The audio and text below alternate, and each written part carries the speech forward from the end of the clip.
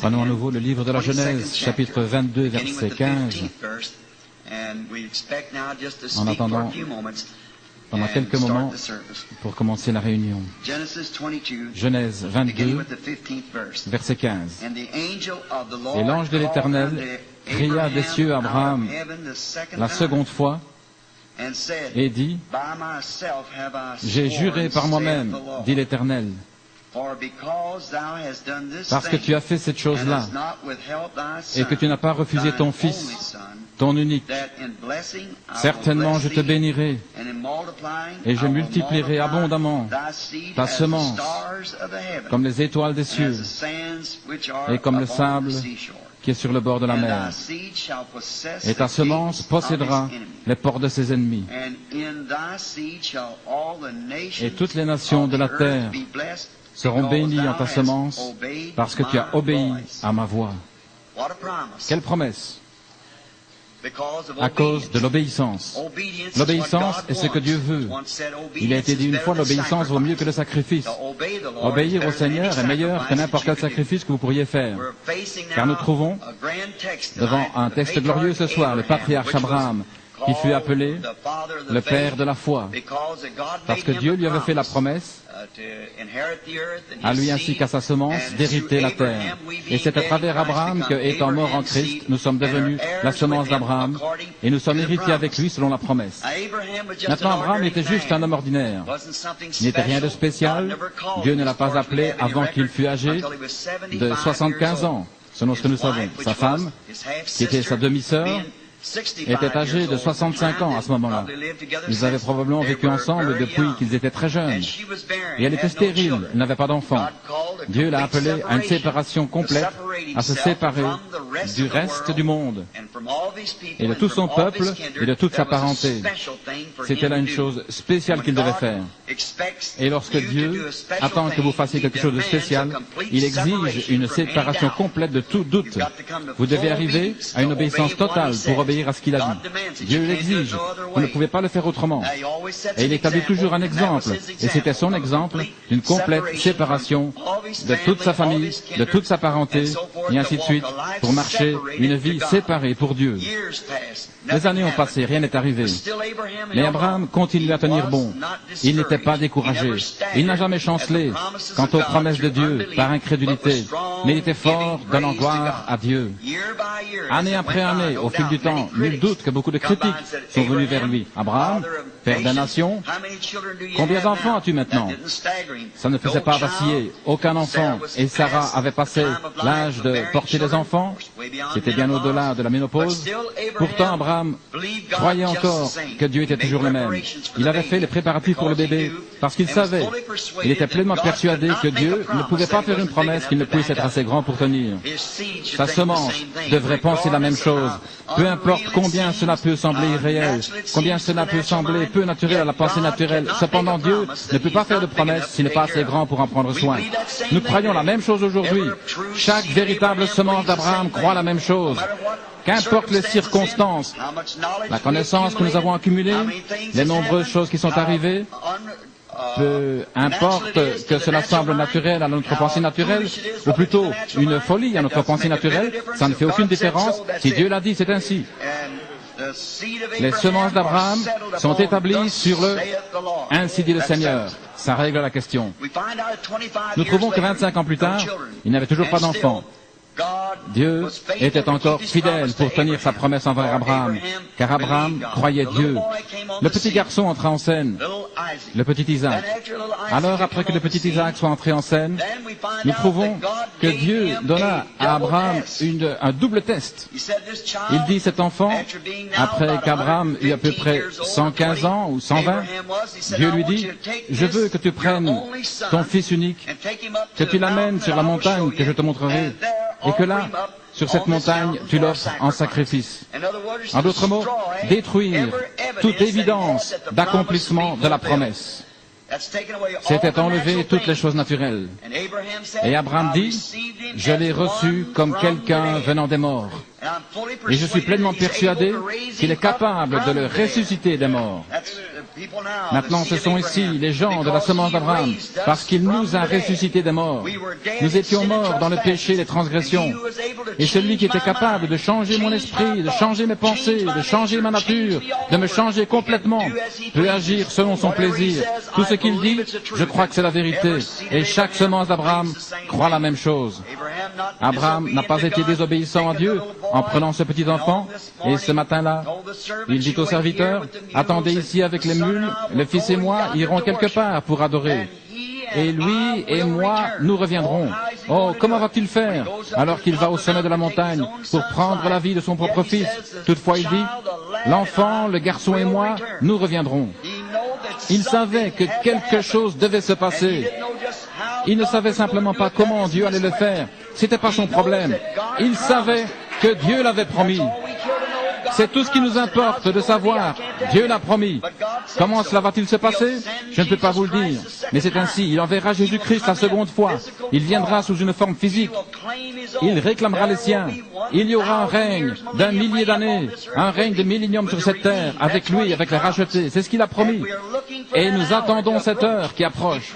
Il a promis de guérir les malades, de ressusciter les morts, de chasser les démons. Il a promis de le faire. Il est le même, hier, aujourd'hui, éternellement. De quelle façon, je ne sais pas. Il a promis de le faire. Nous le croyons. Cela règle la question. Lorsqu'un homme croit Dieu, il croit tout ce qu'il dit.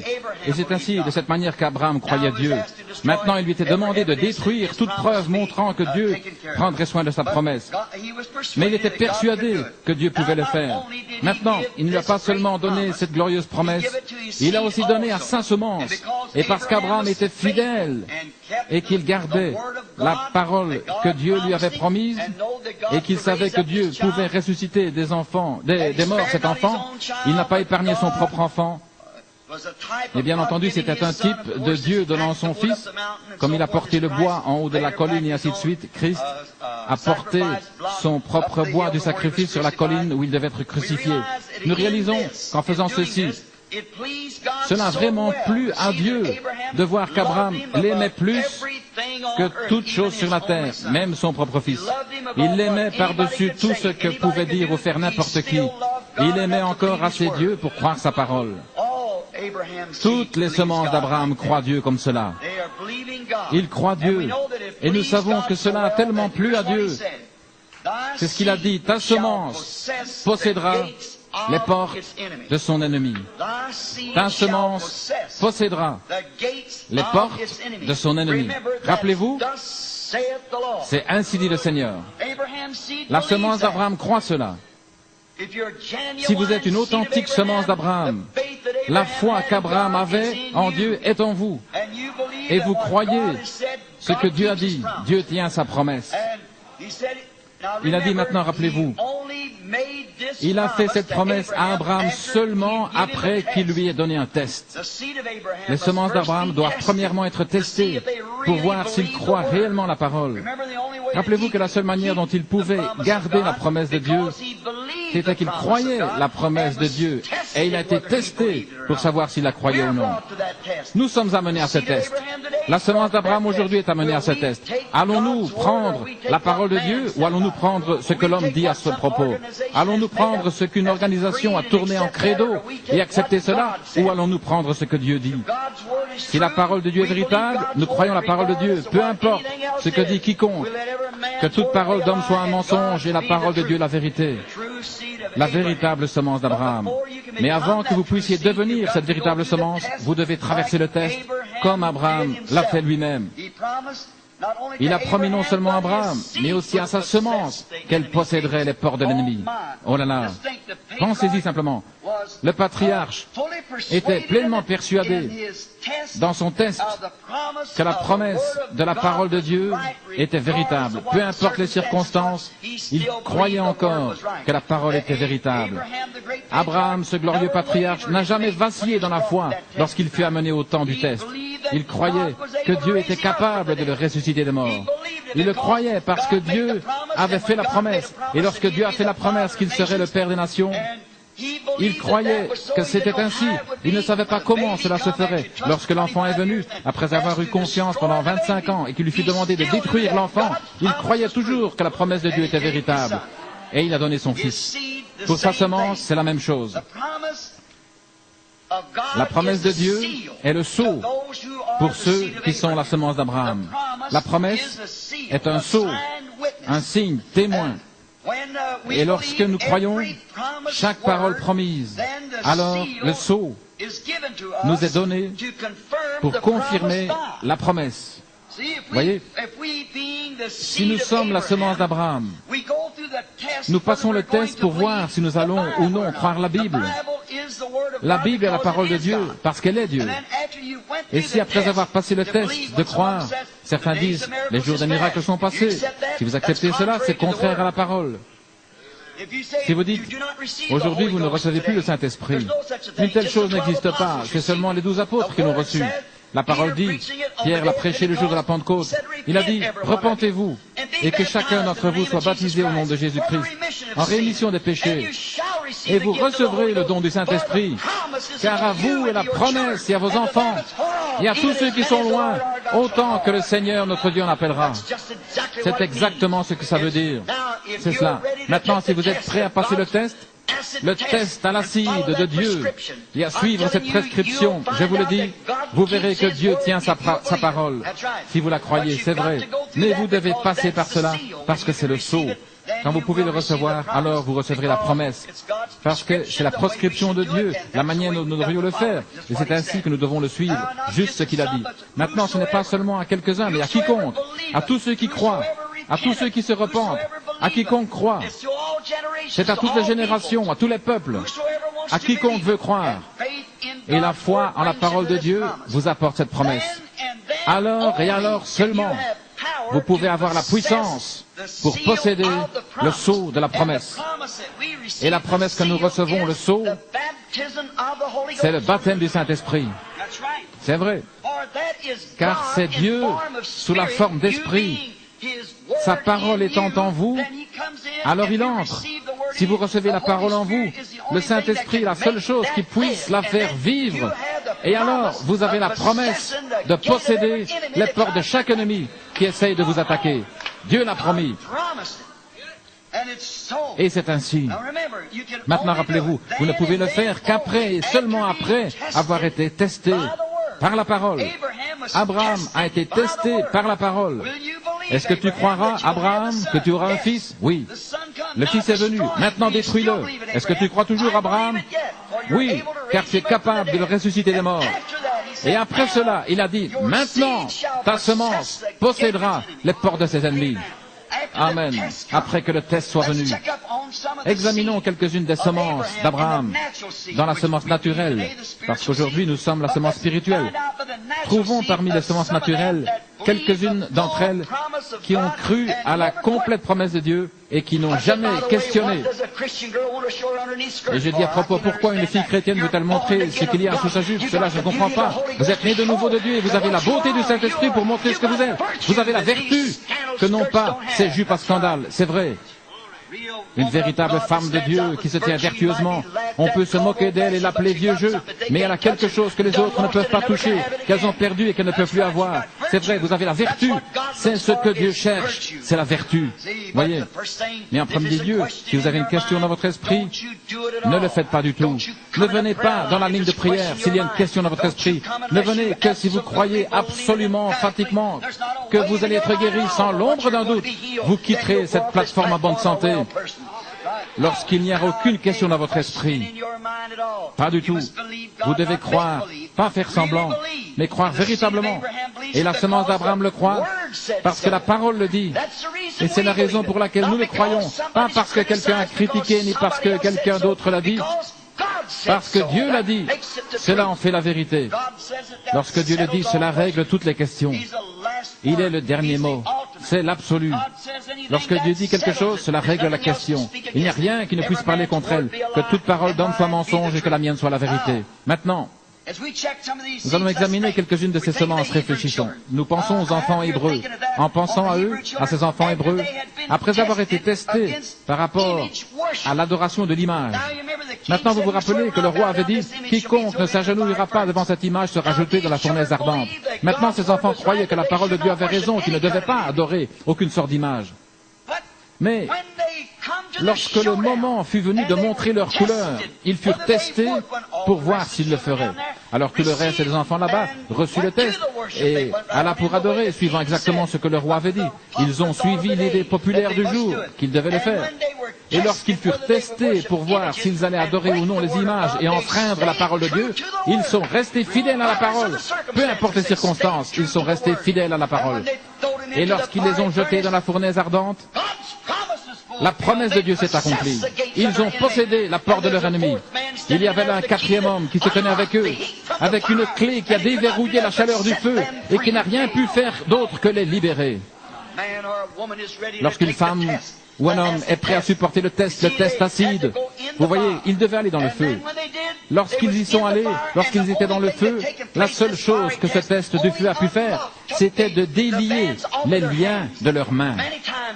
Souvent, lorsque nous sommes complètement liés avec le monde, enchaînés, il laisse venir sur nous un test ardent où nous devons prendre une décision. Et alors la seule chose que peut faire le test, lorsqu'une semence d'Abraham véritable se tient au carrefour des décisions et qu'il prend la décision de servir Dieu, cela peut uniquement couper les liens et nous rendre libres. Satan peut faire venir sur vous une maladie, il peut vous donner une chose ou une autre. Comment savez-vous si ce n'est pas Dieu qui vous place à la croisée des chemins pour voir quelle sorte de décision vous allez prendre? Ils ont possédé la porte du feu. Le feu ne pouvait pas les brûler. Il n'y avait même pas l'odeur du feu sur eux, car ils savaient qu'ils étaient la semence d'Abraham et qu'ils avaient pris position pour Dieu et sa parole. Ils possédèrent les portes de l'ennemi. Le feu ne peut pas les brûler parce qu'ils possèdent les portes.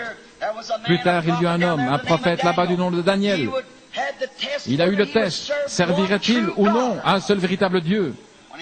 Et lorsque le temps fut venu de servir un seul et véritable Dieu ou d'adorer un Dieu païen, il a refusé de le faire et a ouvert les fenêtres et a prié son Dieu chaque jour. Il a été pris à cause de cela et a été condamné par les lois fédérales à être jeté dans la fosse aux lions. Une bande de lions affamés a rugi après lui. Qu'a-t-il fait? Il a possédé la porte de son ennemi. Les lions ne purent pas le manger. Dieu a envoyé une colonne de feu, un ange, qui s'est tenu entre lui et les lions. Il a possédé la porte de l'ennemi parce qu'il a été testé pour voir s'il adorait un seul et véritable Dieu ou s'il adorait une douzaine de dieux païens. Ainsi, il a passé le test et il a possédé la porte de l'ennemi. Le lion ne pouvait même pas le toucher car Dieu était avec lui. La promesse de Dieu est restée véritable parce qu'il était une véritable semence d'Abraham. Moïse, oh, encore un autre glorieux croyant. Il a été testé également pour voir la promesse que Dieu lui avait donnée. Je serai avec toi lorsque tu iras là-bas. Et lorsqu'il s'est tenu devant les imitateurs de son don, Jeannès et Jambres essayèrent de se lever et d'imiter la chose même que Moïse avait reçu l'ordre de faire. Dieu l'avait appelé, il savait qu'il était celui qui avait reçu la commission de faire cela. Il s'est tenu là et accompli le miracle que Dieu lui avait commandé de faire. Et ici se tenaient les imitateurs pour faire la même chose. Mais cela ne dérangea pas Moïse. Il resta fidèle à la parole de Dieu et il posséda les portes de l'ennemi. Parce qu'il resta fidèle à la promesse de Dieu, peu importe qui essayait d'imiter. Quelle leçon pour chaque chrétien. Lorsque vous voyez un hypocrite, rappelez-vous seulement qu'il essaie d'imiter la chose originale. Mais cela signifie seulement qu'il y en a un qui est authentique. Restez fidèle à la parole de Dieu. Qu'importe ce qui arrive, gardez sa promesse. Oui, Daniel resta fidèle à la parole de Dieu. Qu'importe combien essayait de l'imiter, il resta fidèle. Et il était venu dans un but, faire sortir Israël d'Égypte et les amener dans le pays promis. Et lorsque le temps fut venu pour eux d'aller dans le pays promis, de sortir d'Égypte, il y eut la mer morte comme obstacle, et il posséda les portes de l'eau. Et les portes se sont ouvertes, et les eaux ont reculé, et Moïse a emmené Israël dans le désert, à la montagne où Dieu lui avait ordonné de les emmener. Il a possédé les portes de l'ennemi. Son père Abraham avait eu cette promesse que sa véritable semence posséderait les portes de l'ennemi. Et les portes de l'eau étaient fermées, il ne pouvait pas passer, c'était là le chemin du devoir. Il était supposé emmener ses enfants vers cette montagne, Dieu lui avait dit de le faire. Et là se tenait la porte, un obstacle sur le chemin, et il a possédé la porte de l'ennemi. Un peu plus tard, Josué et le peuple arrivèrent à Kadesh Barnéa, qui à cette époque était le siège du jugement du monde. Et là, Israël rencontra son jugement. Nous trouvons que Josué et Caleb et 12 autres, ou 10 autres, un de chaque tribu, ont été envoyés pour espionner le pays qu'ils étaient prêts à recevoir. Et lorsqu'ils ont vu ces grands géants qui se tenaient là, 10 d'entre eux se sentirent si mal qu'ils ont dit, nous ne pouvons pas nous en emparer, c'est trop difficile. Regardez l'opposition que nous avons. Et lorsqu'ils sont revenus pour apporter le rapport, ils ont rendu un mauvais rapport. Pourquoi donner un mauvais rapport alors que Dieu leur avait dit, je vous ai donné ce pays, c'est le vôtre. Il leur avait dit en Égypte, je vous ai donné ce pays, c'est un bon pays, où coule le lait et le miel. Mais lorsqu'ils ont vu l'opposition si grande, 10 d'entre eux sont revenus en disant, nous ne pouvons pas le faire. C'est Josué qui a fait taire les gens en disant, nous sommes plus que capables de le posséder. Nous en sommes plus que capables. Pourquoi? Parce qu'il regardait à la promesse. Il était une véritable semence d'Abraham. Peu importe l'opposition, nous pouvons posséder la porte parce que Dieu nous a promis le pays. Et il a possédé la porte. Plus tard, lorsqu'il amena les enfants d'Israël au fleuve, il trouva une grande rivière gonflée en ce mois d'avril. Le Jourdain venant des montagnes s'étendait dans la plaine. Il semblait être à la pire période de l'année. Mais il était une semence d'Abraham. Il savait qu'il avait une promesse et qu'il était dans la ligne du devoir. Dieu lui avait donné une vision comment faire. Et il a possédé les portes de la rivière. Lorsque les portes s'ouvrirent, les eaux ont reculé vers les montagnes. Et Josué et Israël ont possédé les portes de l'ennemi et sont entrés dans le pays promis. Parce que Dieu leur avait dit de le faire. La véritable semence d'Abraham.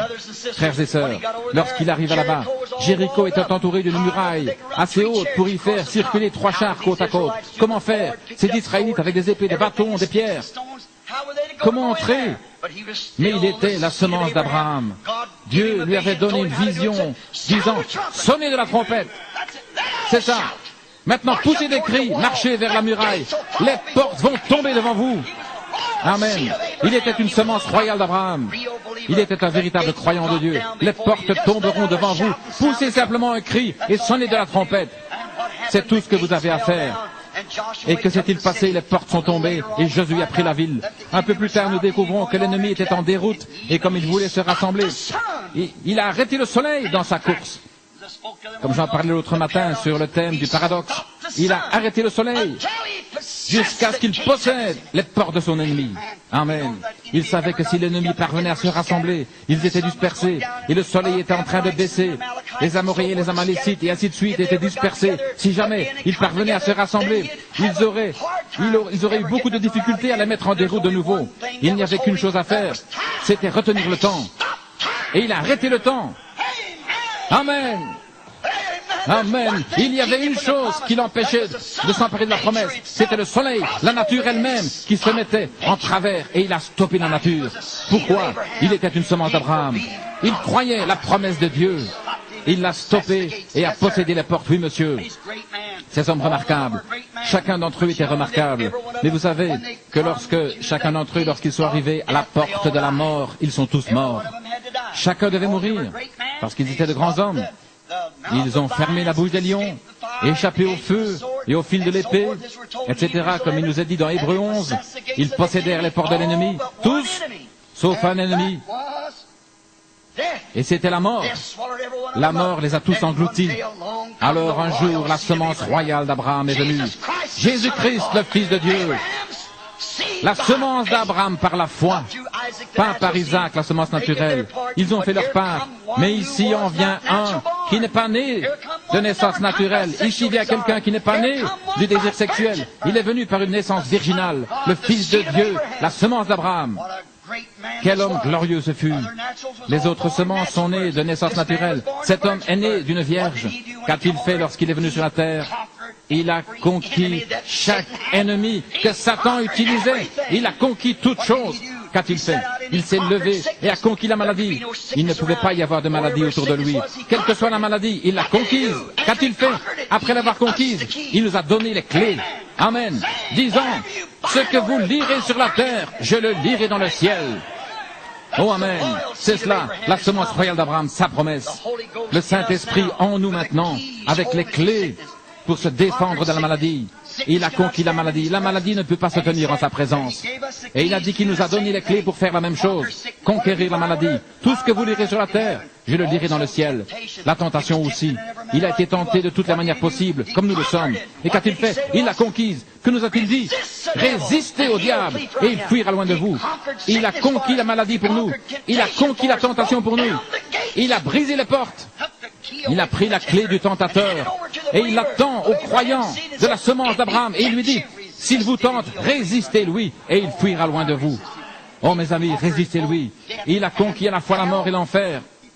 Il est ressuscité le troisième jour disant, j'ai vaincu et parce que je vis, vous vivrez aussi. Oh, quelle promesse pour la semence d'Abraham. Il a conquis la tombe et est ressuscité le troisième jour. Pour notre justification. Lorsqu'il ressuscita, il était notre justification. Qu'est-ce que cela fait de nous? Il a conquis la maladie, il a conquis la mort, il a conquis l'enfer, il a conquis la tombe, il a conquis la tentation. Maintenant, nous sommes plus que conquérants par celui qui nous a aimés et qui a donné sa vie pour nous. Puisque nous sommes la semence royale d'Abraham avec le même esprit de Dieu en nous, qui était en lui, nous sommes plus que conquérants. Chaque porte a été conquise pour nous. La seule chose que nous ayons à faire, c'est de la posséder. Elle a déjà été conquise. La maladie a été conquise. La mort a été conquise. L'enfer a été conquis. La tombe a été conquise. Tout a été conquis.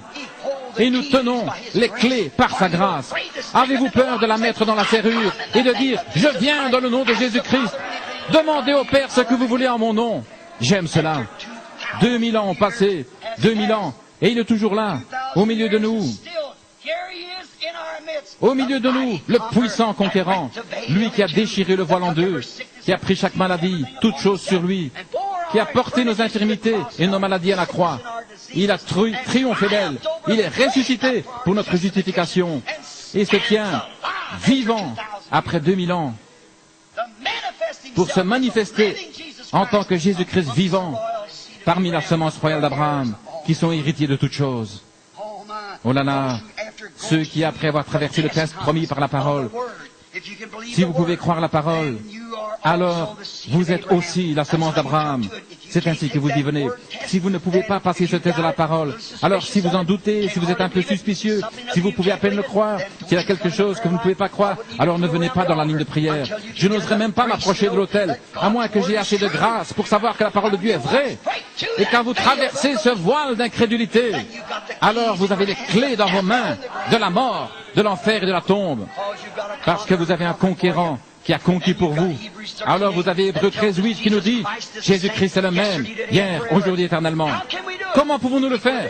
Les gens disent aujourd'hui, oh, il l'est d'une certaine manière. Il est le même.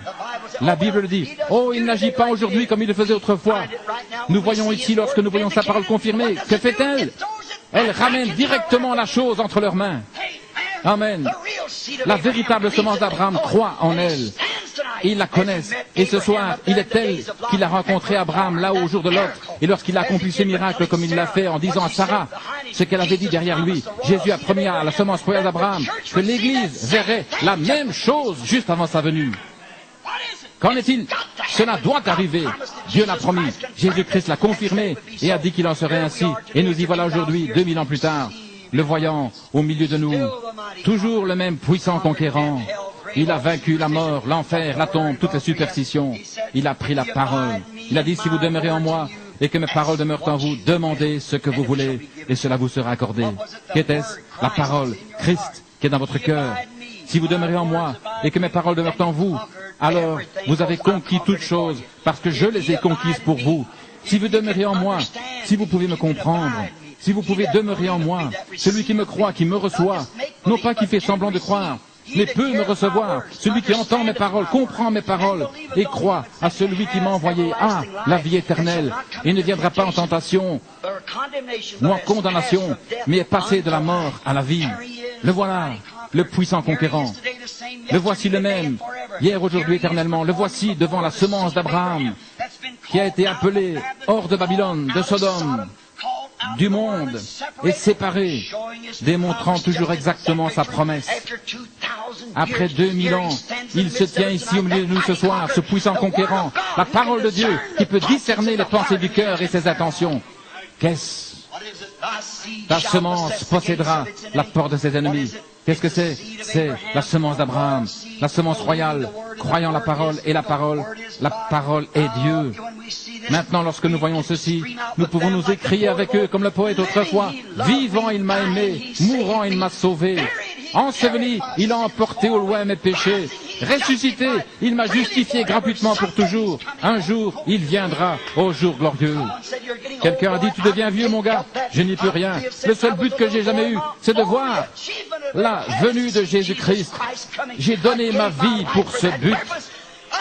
Je me tiens encore à la chair, un vieil homme. Je crois à la même histoire. Et la chose la plus glorieuse à laquelle je peux penser, c'est de voir Jésus-Christ venir des cieux pour recevoir les siens. Ce n'est pas étonnant que nous puissions chanter, que tous acclament la puissance du nom de Jésus, que les anges se prosternent. Amenez le diadème royal et couronnez-le, Seigneur de tous. Pourquoi? Il est le puissant conquérant. Si vous êtes en lui, vous êtes dans la parole. Il a dit, si vous demeurez en moi, demandez ce que vous voulez, car chaque porte a déjà été conquise. Alors nous pouvons dire, car chaque promesse dans le livre est mienne. Chaque chapitre, chaque verset m'appartient. Je fais confiance à sa parole divine, car chaque promesse dans le livre est mienne. Les amis, réalisez-vous ce que cela veut dire? Chaque promesse que Dieu a faite à Abraham, chaque promesse qui a été dite par les prophètes, chaque promesse que Jésus-Christ a faite pour ce jour, il est ici pour la confirmer et pour montrer qu'il vit pour toujours. Ta semence possédera les portes de ses ennemis. À l'heure de la mort, vous dites, qu'en est-il? Vous possédez encore ce que Paul a exprimé. Ô tombe, où est ta victoire? Ô mort, où est ton aiguillon? Grâce soit rendue à Dieu qui nous a donné la victoire par ce puissant conquérant Jésus-Christ. Oh, que les anges se prosternent. Amenez le diadème royal et couronnez-le.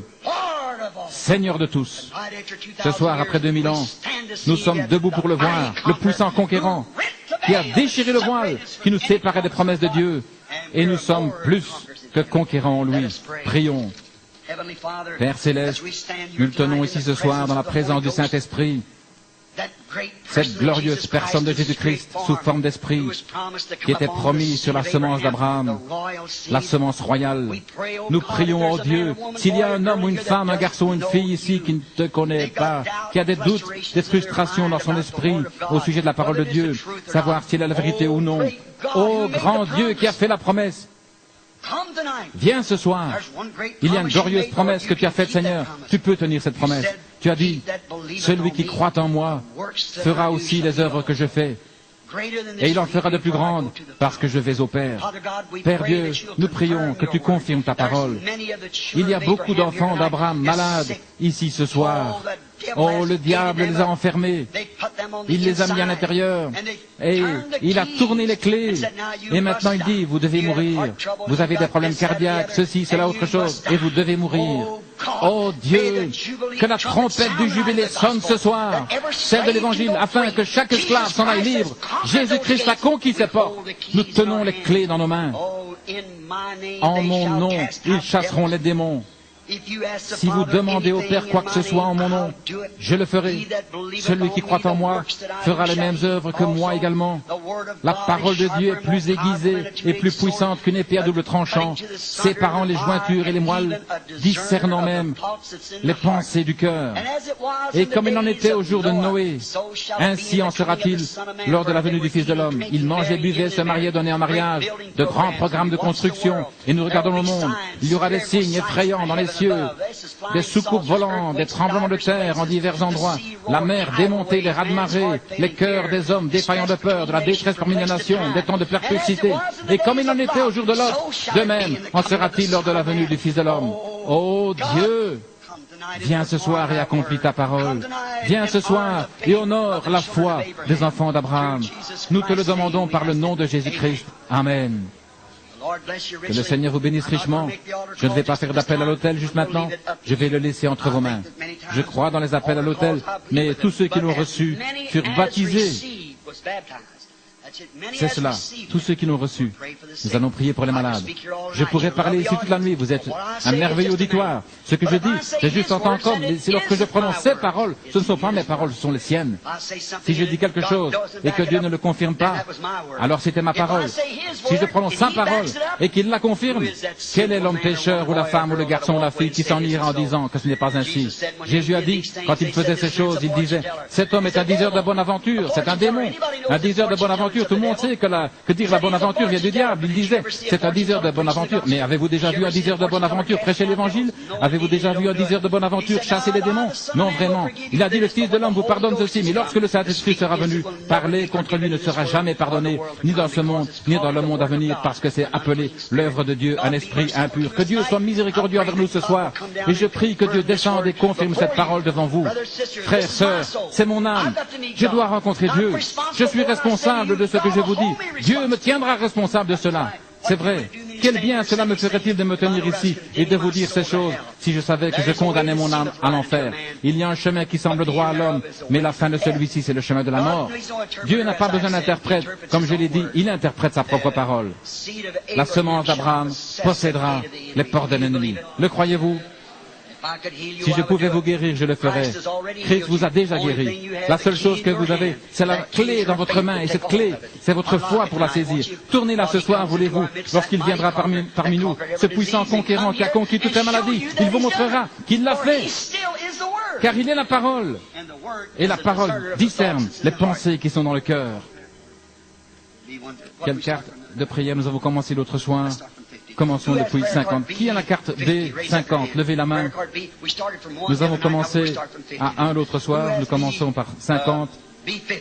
B50, levez la main. Carte de prière B50. Vous pensez qu'il n'est pas là? Vous l'avez? Très bien. B51. Qui l'a? B51.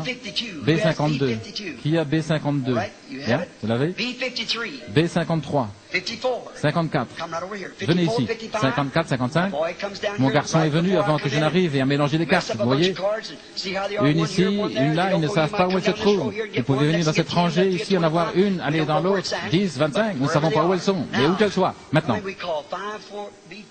Où en sommes-nous? B50 à 55, 56, 57, 58, 59, 60. Maintenant, regardons. Compte les Billy. 60, 70. Faites-les se lever, si vous voulez. B50 à 70, 75. Comptez les frères Roy, si vous voulez, pendant que je parle à l'auditoire. Combien d'entre vous qui regardez dans cette direction n'ont pas de carte de prière?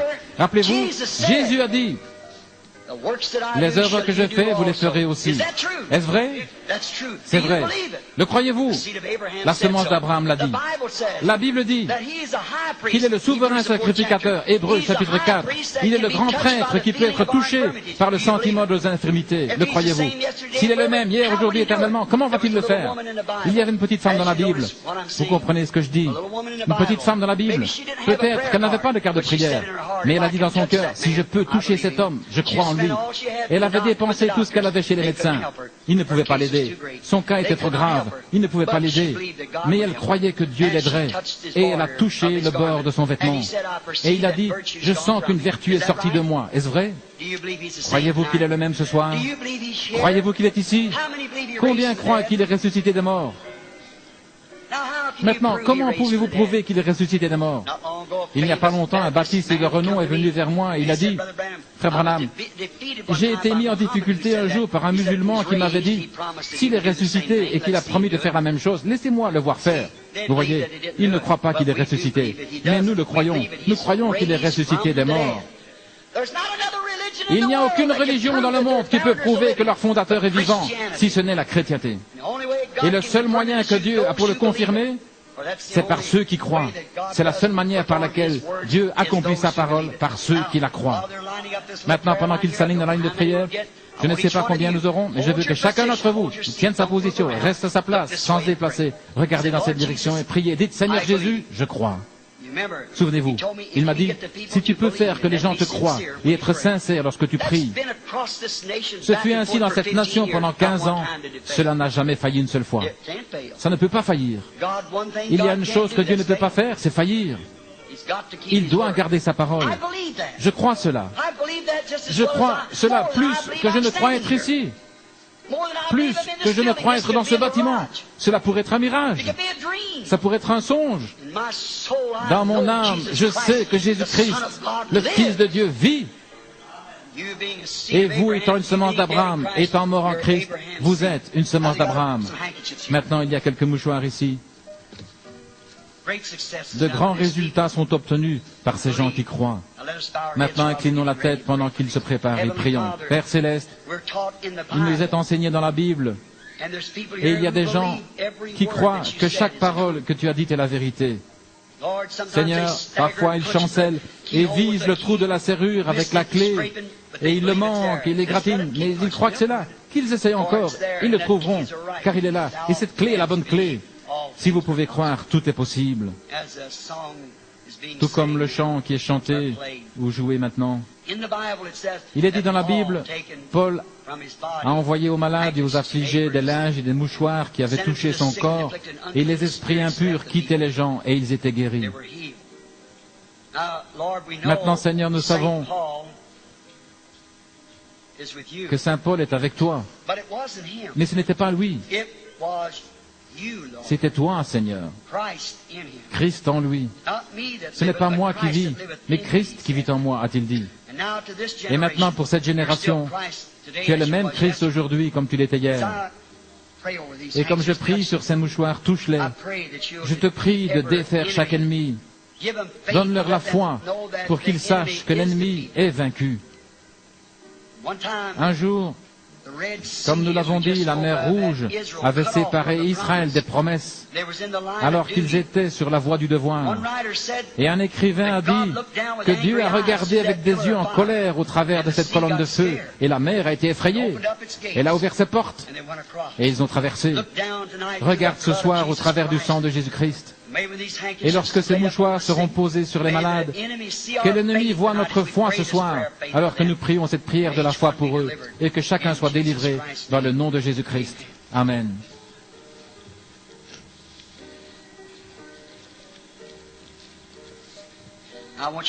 Je désire toute votre attention. Vous pourriez venir, quiconque ici au micro, parce que si le Saint-Esprit, je ne dis pas qu'il va le faire, si quelqu'un vient ici vous dire qu'il a le pouvoir de guérir les malades, ne le croyez pas.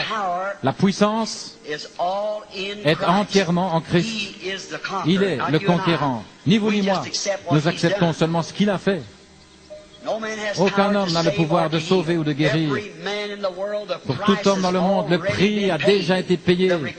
Ce que Dieu requiert a déjà été payé. Comment? Il a été blessé pour nos transgressions. Par ses blessures, nous avons été guéris. Votre guérison a déjà été payée. Votre salut a été payé. Avez-vous la foi pour venir et l'accepter? C'est tout. Vous êtes la semence d'Abraham, vous l'avez. Dieu l'a promis. Il y a quelque chose en vous qui dit que c'est là, et c'est là. Maintenant, qu'est-ce que le don? Est-ce un don pour aller guérir les gens? Non. Un don, c'est vous mettre de côté afin que Dieu puisse vous utiliser. Maintenant, il a promis, comme dernier signe selon Jésus-Christ, comme il en fut au temps de Sodome, juste avant qu'elle ne brûle, mais pas avant que les autres choses ne prennent place, l'évangile prêché par Lot, et ainsi, non pas cela, mais juste avant qu'elle ne brûle. Dieu est descendu sous la forme d'un homme, et s'est assis avec l'Église élue, Abraham et son groupe, celui qui avait la promesse. Maintenant, rappelez-vous que seulement la semence d'Abraham reçoit ceci. Encore un peu de temps et le monde ne me verra plus, a dit Jésus. Et vous me verrez, car je serai avec vous, en vous, jusqu'à la fin du monde. Mais il a promis, juste avant de revenir, comme ce fut le cas à Sodome. Regardez ce que Sodome a reçu. Regardez ce que l'Église élue a reçu. Il a dit, ainsi il en sera de même à la venue du Fils de l'homme. Dieu manifesté sous la forme d'un homme, le dos tourné à la tente, a pu dire à Sarah ce qu'elle avait fait à l'intérieur de la tente. Que tous ceux qui savent que c'est la vérité lèvent la main. C'est exactement cela. Maintenant, nous sommes au temps de la fin. Rappelez-vous que c'était la dernière chose qui s'est passée. Et le monde des gentils a été brûlé, Sodome. Et le Fils promis est entré en scène.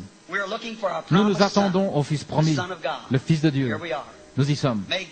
Que Dieu ouvre vos yeux. Je ne puis rien dire d'autre. Puisse-t-il ouvrir vos yeux. Maintenant, Père Céleste, je suis aussi impuissant qu'une masse d'argile que tu as moulée et placée ici.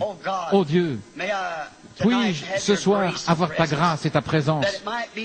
Que ce soit toi qui utilises ces petites masses d'argile que tu as ici, que ceux-ci, Seigneur, que tu as appelés à la vie éternelle, et qui peut-être ne l'ont pas accepté encore à l'heure actuelle, puissent-ils voir ces promesses? Ils ont peut-être été enseignés que c'était pour un autre jour, mais c'est ici dans la Bible. Confirme-le, Seigneur. Il s'agit de ta propre interprétation. Nous n'avons rien besoin de plus. Si tu le fais simplement ainsi, alors ils verront que la parole est la vérité. Nous nous remettons entre tes mains. Que chaque personne ici, Seigneur, utilise sa foi ce soir. Que chaque membre de la tribu d'Abraham par Jésus-Christ ait la foi ce soir et accepte ta présence. Et nous te donnerons la louange. Amen. Maintenant,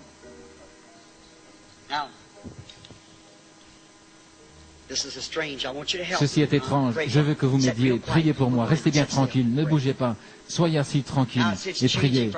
Voyez-vous, cela passe de l'évangile à une telle relaxation de soi que l'Esprit de Dieu puisse vous amener complètement dans une autre dimension. Maintenant se tient ici cette jeune. Venez par ici, madame. C'est très bien. Ainsi, je ne m'éloignerai pas de ce micro. Quelquefois, je ne sais pas ce qui arrive. Et la seule manière de le savoir, c'est par le micro. De même, d'autres essayent de le comprendre, et moi, je ne sais simplement pas. Nous sommes étrangers l'un à l'autre. Je ne vous connais pas. Je ne vous ai jamais vu de ma vie. Mais vous êtes bien plus jeune que moi. Nous sommes probablement nés à des kilomètres l'un de l'autre, avec plusieurs années de différence. Si c'est la vérité, levez la main. Maintenant, c'est simplement une femme qui se tient ici. Regardez, ramenez cela aux Écritures. Prenons Saint Jean 4, que chacun le lise lorsque vous rentrerez à la maison. Non pas que cette femme soit ce type de femme, je ne le sais pas. Et vous savez que je ne suis pas Jésus-Christ. Mais il est ici. C'est lui. Maintenant, son esprit qui nous oint peut révéler son problème, comme il l'a fait à la femme au puits. C'est la même chose.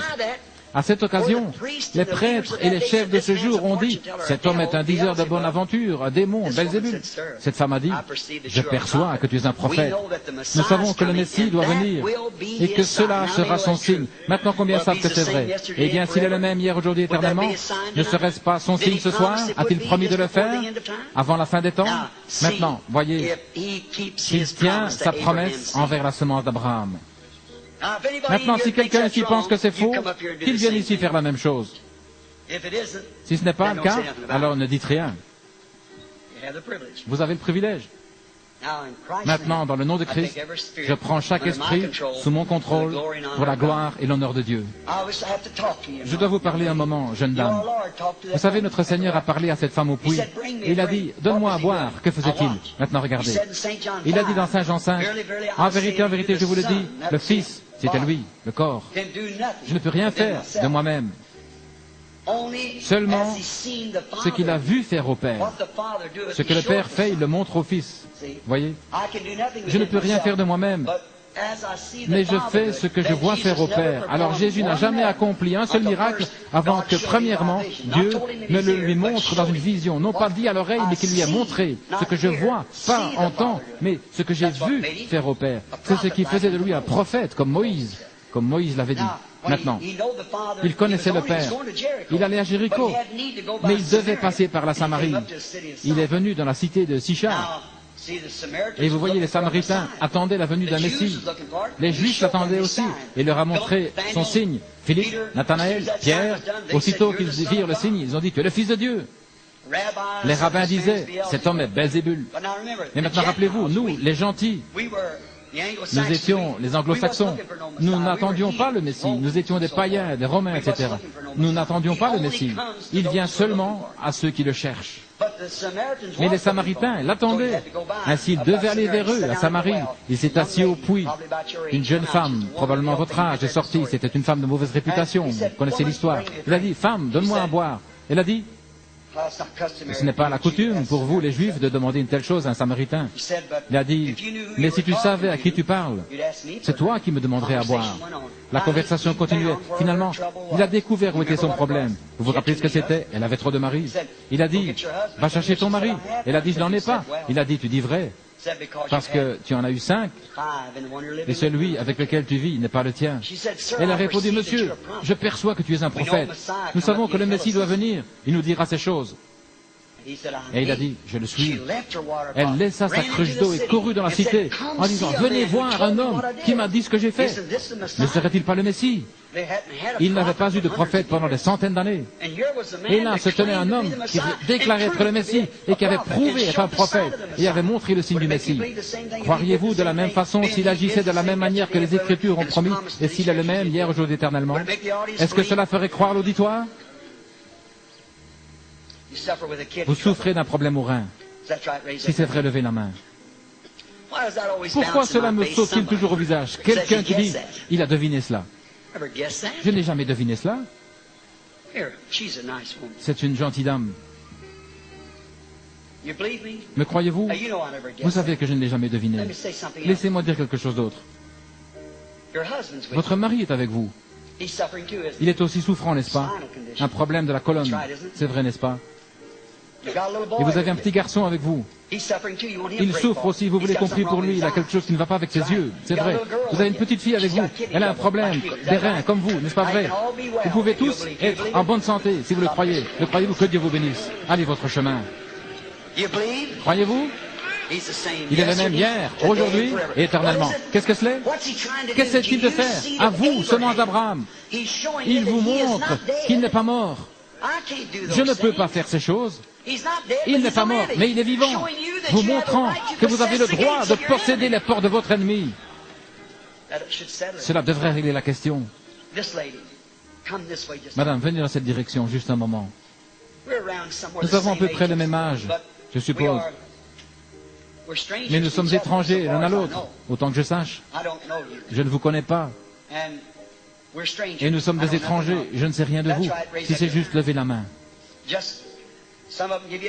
Quelqu'un parmi vous a donné une carte de prière et vous voilà. Très bien. Maintenant, si le Seigneur Jésus, si peut-être j'essaie de prendre la place de frère Oral Roberts ou quelques grands de ces hommes de foi, je dirais, Madame, qu'est-ce qui ne va pas avec vous?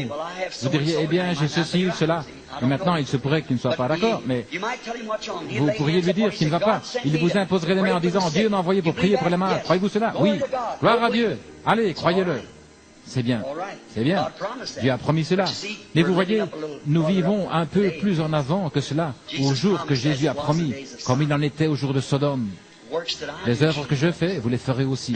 Maintenant, si Dieu peut me dire ce que vous avez été, vous savez si c'est vrai ou pas, il peut vous dire ce que vous serez.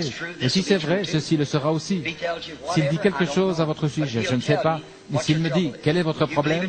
Auditoire, voulez-vous aussi le croire? Je devrais vraiment m'arrêter. Un jour, cette personne qui était ici il n'y a pas si longtemps pourrait le confirmer. Jésus l'a fait une seule fois. Il ne l'a pas fait une seconde fois. Tout le monde à Sychar l'a cru au témoignage de la femme lorsqu'elle est venue leur dire. Pourtant, c'était une femme de mauvaise réputation. Et une chrétienne vient juste de quitter la plateforme devant vous. Amen. Mais du fait qu'il est plus tard que nous ne le pensons, le Seigneur continue à prouver lui-même qu'il est le puissant conquérant, la semence d'Abraham. Il l'a fait pour Abraham une fois, ensuite il a détruit cela, il le refait à nouveau. Abraham a continué de croire Dieu. Vous n'êtes pas ici pour vous-même, vous êtes ici pour quelqu'un d'autre. Et c'est une dame, c'est votre sœur. Et l'ombre de la mort est sur elle. Et elle souffre du diabète. Et elle n'est pas d'ici. Elle est de Louisiane, une contrée marécageuse, c'est vrai. Et voici autre chose que cet auditoire puisse savoir. Vous avez une fille qui est très malade. Elle avait prévu de participer à cette réunion, mais elle a eu une crise d'épilepsie. C'est vrai, n'est-ce pas? Croyez-vous maintenant? Si vous êtes une semence d'Abraham, acceptez-le. Et vous pouvez sortir d'ici et être guéri dans le nom de Jésus-Christ. Croyez-vous? Certainement. Rappelez-vous, c'est sa promesse. Il a dit qu'il le ferait. Il tient sa promesse. Comment allez-vous? Nous sommes étrangers l'un à l'autre. Je ne vous connais pas, mais Dieu vous connaît. Croirez-vous, si Dieu peut me révéler votre problème, alors vous saurez que cela doit venir d'une puissance spirituelle. Il y a seulement deux choses dont vous pouvez imaginer qu'elles viennent. Lorsque c'est fait, ça peut être expliqué, parce que c'est un phénomène, et c'est aussi un paradoxe, quelque chose d'irraisonnable, mais qui cependant est vrai, un paradoxe. Et maintenant, vous savez si c'est vrai ou pas, vous savez s'il vous a dit la vérité. Maintenant, rappelez-vous, je ne vous connais pas, il doit y avoir quelqu'un à côté de moi. Si vous faites comme les pharisiens, si vous dites, oh, c'est un mauvais esprit, alors vous aurez cette récompense-là. Si vous croyez que c'est Christ, vous aurez sa récompense. La raison pour laquelle vous pouvez le croire, c'est parce qu'il l'a promis pour ce jour. Et cela n'a pas été le cas depuis ce temps-là, jusqu'à ce temps-ci, le temps de la fin. Et il y a quelqu'un qui apparaît continuellement devant vous tout le temps. C'est un homme aux cheveux gris. C'est votre mari. Il est assis juste là. Il essaie d'accepter sa guérison, étant sous l'ombre un cancer, des tumeurs cancéreuses. Et vous avez un problème de rein, un problème de vessie. Vous êtes monsieur et madame Little. Est-ce vrai? Croyez de tout votre cœur et soyez guéris. Vous dites son nom, leur nom, certainement. Jésus n'a-t-il pas dit à Pierre, ton nom est Simon, le fils de Jonas? Il y a un homme ici. Nous sommes étrangers l'un à l'autre. Monsieur, je ne vous connais pas. Mais vous êtes un homme comme Pierre qui est venu à Jésus. Nous sommes venus ensemble. Croyez-vous que je sois son serviteur? Croyez-vous que ce que je vous ai dit est la vérité? Si vous pouvez le croire. Si je pouvais faire quelque chose pour vous, je le ferais. Mais il n'y a rien que je puisse faire. Il l'a déjà fait. Ce que je fais, c'est juste quelque chose qui vous aide à croire. Mais vous voyez, cela ne serait pas moi. Si c'était moi, je ferais tout ce que je peux. Mais il m'a donné un don et je me relaxe simplement devant lui. Et c'est lui qui parle. Croyez-vous cela? Croyez-vous cela, auditoire? Je veux trouver un homme. Vous avez plusieurs choses qui ne vont pas. L'une d'elles, c'est une grosseur à l'œil droit. C'est votre problème principal. Il y a une autre chose, une femme qui... C'est votre femme. Croyez-vous que Dieu peut me dire ce qui ne va pas? Son problème, c'est dans sa bouche, ce sont ses dents. C'est vrai. Croyez-vous que le même Jésus, qui savait qui était Simon-Pierre, puisse me dire qui vous êtes? Cela vous ferait-il croire davantage? Oscar Barnes, est-ce vrai? Rentrez à la maison et soyez guéris. Vous m'êtes étranger, je ne vous connais pas, mais Dieu vous connaît. Croyez-vous qu'il est capable de me dire quel est votre problème? Voulez-vous le croire de tout votre cœur? Votre problème est autour de la gorge et dans votre poitrine ici. C'est une décadence des os. Vous avez comme des bosses et des nœuds à l'intérieur de la structure des os. Vous n'êtes pas d'ici. Vous êtes d'une ville entourée de plantations d'orangers, assise dans une vallée avec des montagnes en panoramique tout autour. Il y a un hôtel appelé Antler. C'est San Bernardino. C'est de là que vous êtes. Rentrez chez vous. Jésus-Christ vous guérit, si vous le croyez.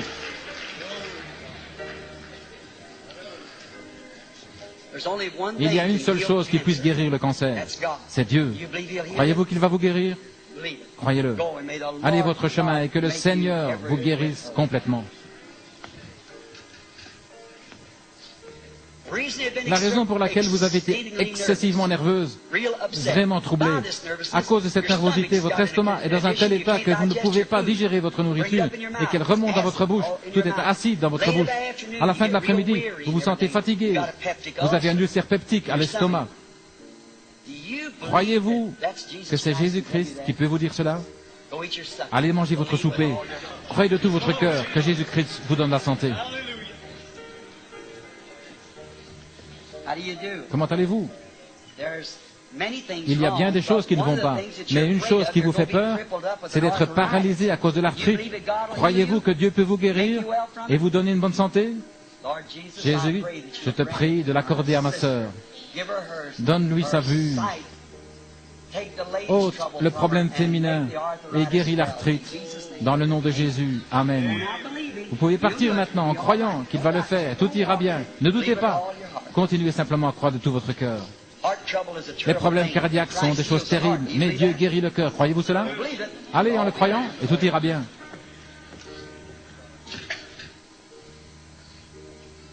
Croyez-vous que vous allez être handicapé? Non, je ne le crois pas non plus. Ma pensée, une arthrite.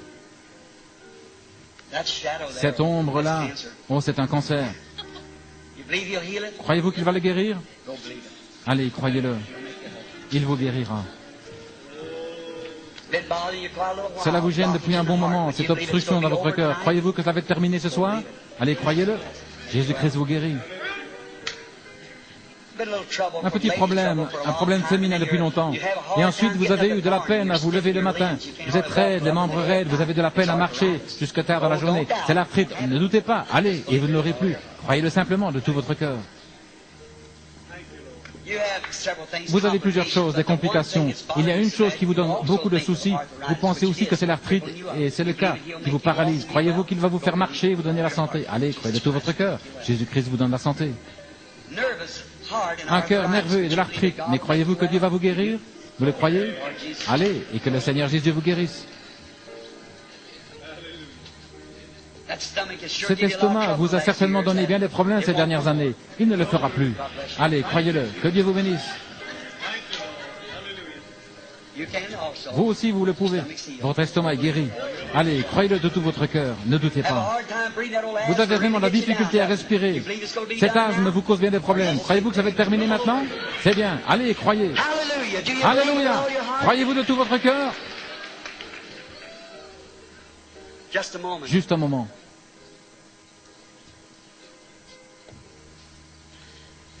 Ne voyez-vous pas cette lumière là-bas? Une petite dame de couleur qui me regarde. Elle se tient juste là.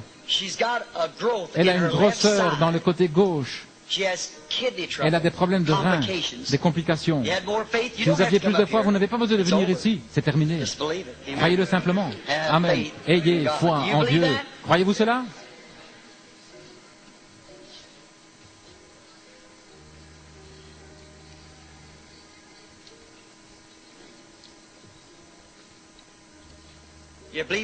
Croyez-vous, sœur, vous qui avez ce problème de colonne vertébrale, qu'il va vous guérir?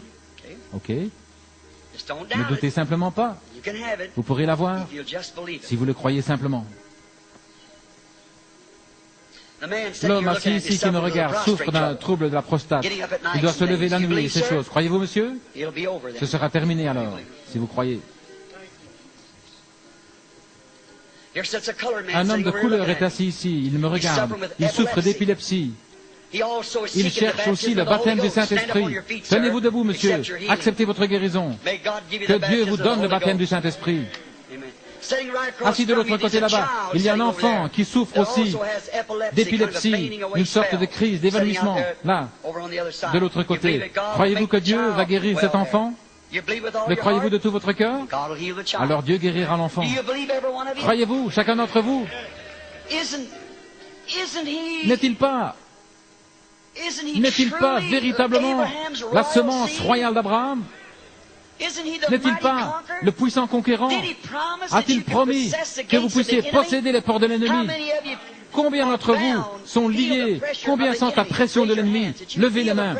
Vous qui sentez la pression de l'ennemi et qui êtes la semence d'Abraham, levez vos mains en disant, Frère Branham, j'ai des problèmes de nervosité. Oh, cela touche environ 80%. Oh, tout est si dense ici maintenant. Toute la foule est devenue comme une grande masse laiteuse qui m'aveugle presque. Ne voyez-vous pas? Il y a ici 20 ou 30 cas peut-être, juste ici sur cette plateforme, et là dans l'auditoire, que Dieu ne peut pas faillir. C'est Jésus-Christ le même hier, aujourd'hui, éternellement. Croyez-vous cela? Alors pourquoi chaque semence d'Abraham ne prend-elle pas la clé maintenant? Le puissant conquérant qui a conquis cela pour vous, il est ici. Il a prouvé être ici. Croyez-vous en lui? Alors prenez votre clé de la foi, saisissez-la de vos mains et dites, Jésus-Christ, je crois pour ma guérison à l'instant même. Tenez-vous debout, levez vos mains, déverrouillez votre foi et dites, je crois Seigneur Jésus, je crois maintenant même. Maintenant imposez-vous les mains les uns les autres, posez vos mains les uns sur les autres, sur une autre semence d'Abraham. Maintenant priez pour cette